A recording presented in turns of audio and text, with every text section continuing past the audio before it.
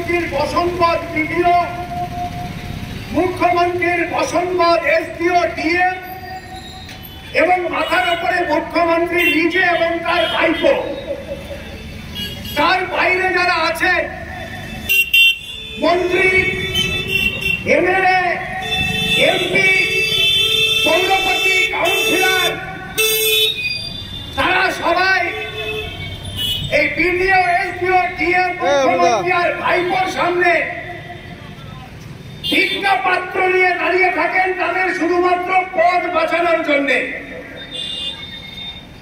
মানুষের জন্য তাদের কোনো দায়বদ্ধতা নেই। এমএলএ বলুন, চেয়ারম্যান বলুন, এমপি বলুন, তাদের দুটো কাজ।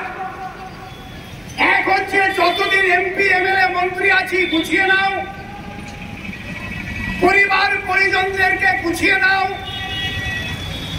কে কত বেশি লুটে খাওয়ার ব্যবস্থা করতে পারে, আর নিজের পদটা বাঁচানোর জন্য মুখ্যমন্ত্রীর কাছে ভিক্ষার ঝোলা নিয়ে দাঁড়িয়ে থাকো।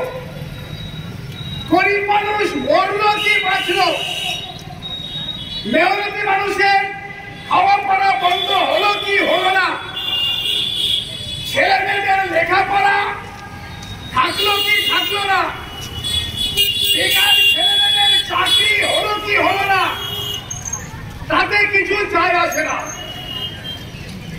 এই কারণে একই সঙ্গে সারা পশ্চিমবাংলা জুড়ে উত্তরপ্রদেশের যোগী আদিত্যনাথের অনুকরণে পশ্চিমবাংলায় শুরু হলো বুলডোজার রাজ। রামপুরাকের দায়িত্ব গ্রহণ করলেন রামপুরাকের বর্তমান মহকুমা শাসক। মুখ্যমন্ত্রী ঘোষণা করলেন কিছুদিনের জন্য স্থগিত। রামপুরার পৌরসভা মাইক প্রচার করল 1 মাসের মধ্যে সরিয়ে নিতে হবে। কিন্তু দেখা গেল যেদিন ঘোষণা হচ্ছে তার পরের দিন ভোরবেলা থেকে আইসি, এসডিপিওর নেতৃত্বে বিশাল পুলিশ বাহিনী, পৌরপতির নেতৃত্বে পৌরসভার তৃণমূলের কাউন্সিলর বাহিনী, মহকুমা শাসক তার ম্যাজিস্ট্রেটের পাওয়ার দেখিয়ে জেসিবি দিয়ে একটার পর একটা দোকান ভাঙতে শুরু করলেন। চেয়ারম্যান, কাউন্সিলররা দাঁড়িয়ে থেকে জেসিবি দিয়ে এই দোকানগুলোকে ভাঙা করালেন। এই শহরে এইরকম অনেক ফুটপাত ব্যবসায়ী আছেন যারা ফুটপাতে ব্যবসা করার জন্য তৃণমূল নেতাদের, কাউন্সিলরদের 1 লাখ দিতে বাধ্য হয়েছে। ফুটপাত ব্যবসায়ীদের কাছ থেকে নজরানা নিয়ে তৃণমূল নেতাদের ব্যাংক ব্যালেন্স হয়েছে। বাড়ির বাথরুমে দামি মার্বেল বসেছে, শাওয়ার বসেছে। আর সেই ফুটপাত ব্যবসায়ীদের দোকান যখন জেসিবি দিয়ে ভাঙা হচ্ছে, সেই তৃণমূলের নেতারা দাঁড়িয়ে থেকে দোকানগুলো ভাঙা করালে দোকানদারদের দোকানের মাল পর্যন্ত পার করার সুযোগ দেওয়া হলো না। জেসিবির তলায় কারুর ফ্রিজ চলে গেল, কারুর ছোট্ট ব্যাগের দোকান ছিল সেগুলো তছনছ হলো, কারুর কোল্ড ড্রিঙ্কসের দোকান ছিল সেইগুলো বোতলগুলো ভাঙা হলো। ঘাড় ধাক্কা দিয়ে দোকানদারদের পার করে তাদের দোকানগুলোকে রাস্তায় মিশিয়ে দেওয়া হলো। এই সুযোগে রেল, যারা এতদিন সাহস পায়নি, তারাও জেসিবি নিয়ে হাজির হলো 6 ফুট পারে। ফলের দোকানগুলোকে নিমেষের মধ্যে ভেঙে দিল। ছোট বাজার, রেলপারে, 5 মাথা থেকে ডাকবাংলা, 5 মাথা থেকে রেল ইনস্টিটিউট, সব দোকানগুলোকে মাটির সঙ্গে মিশিয়ে দেওয়া হলো। নিমেষের মধ্যে রামপুরহাটের কয়েক হাজার মানুষ, তার পরিবার পথে বসে গেল। 3 দিন 3 রাত এই শহরে গরিব ফুটপাত ব্যবসায়ী, তাদের পরিবার, শিশু, নারী, বৃদ্ধ বৃদ্ধা সহ এই 5 মাথা ডাকবাংলায় রাত্রি যাপন করলে একটাই তাদের আকুলি বিকুলি অনুরোধ, পেটে লাথি মারবেন না।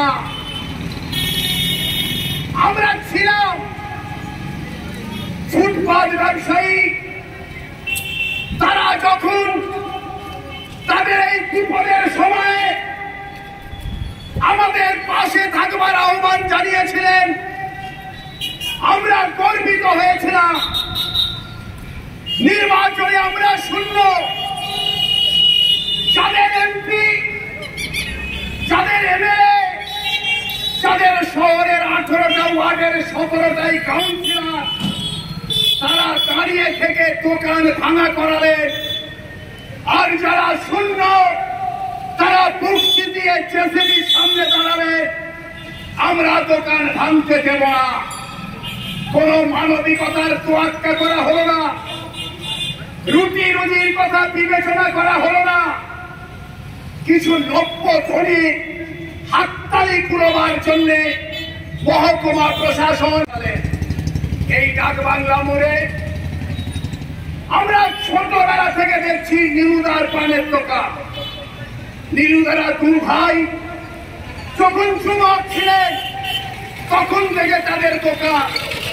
আজকে তাদের 2 ছেলে ফুটপাতে বসে চালু দোকান ভেঙে দিতে বাধ্য হয়ে ফুটপাতে বসে দোকান করছে। ক্যান্সার রোগী সামান্য টেলারের ব্যবসা, 45 বছরের পুরনো দোকান মাটির সঙ্গে মিশে গেল, খাওয়া বন্ধ হয়ে গেল। রেল স্টেশনের 70 বছরের পুরনো হোটেল, 50 বছরের পুরনো সেলুন, ছোট পানের দোকান, ছোট বাজারের সবজির দোকান, 5 মাথা ডাকবাংলা, ছোট বড় প্রায় ফলের দোকান, ফুলের দোকান মাটিতে মিশে গেল। এই হায় হায় ধ্বনি বিধায়কের কানে পৌঁছল না, সুন্দরী সাংসদের কানে পৌঁছল না, রিভলভারের ডগায় ঘটেছে তার চেয়ারম্যানের কানে পৌঁছল না। মাটির সঙ্গে মিশিয়ে দেওয়া হলো দোকানগুলো। বিপ্লব আন্দোলন, প্রতিবাদ, তারপরে প্রশাসন বাধ্য হল আলোচনায় বসতে। কিন্তু আলোচনায় একটা চুক্তি হওয়ার পর থেকে এসডিও, এসডিপিও, আইসি, চেয়ারম্যান, এমএলএ তারা নতুন করে আবার বিশ্বাসঘাতকতার কাহিনী রচনা করতে আরম্ভ করলেন। আলোচনায় কি ঠিক হলো যে 1 মাসের মধ্যে সমস্ত হকারদের অস্থায়ী পুনর্বাসন দেওয়া হবে।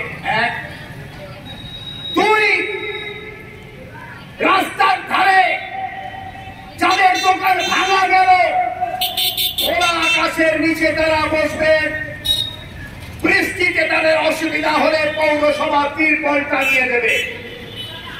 3, 6 মাসের মধ্যে হকারদের স্থায়ী পুনর্বাসন, স্থায়ী জায়গায় স্থানান্তরিত করা হবে। হকার যৌথ মঞ্চ প্রশাসনের যৌথ কমিটি তার তদারকি করবে।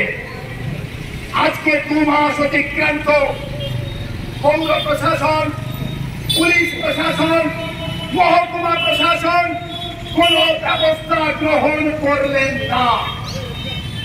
যারা 1 লাখ, 2 লাখ, 5 লাখ টাকা পর্যন্ত এই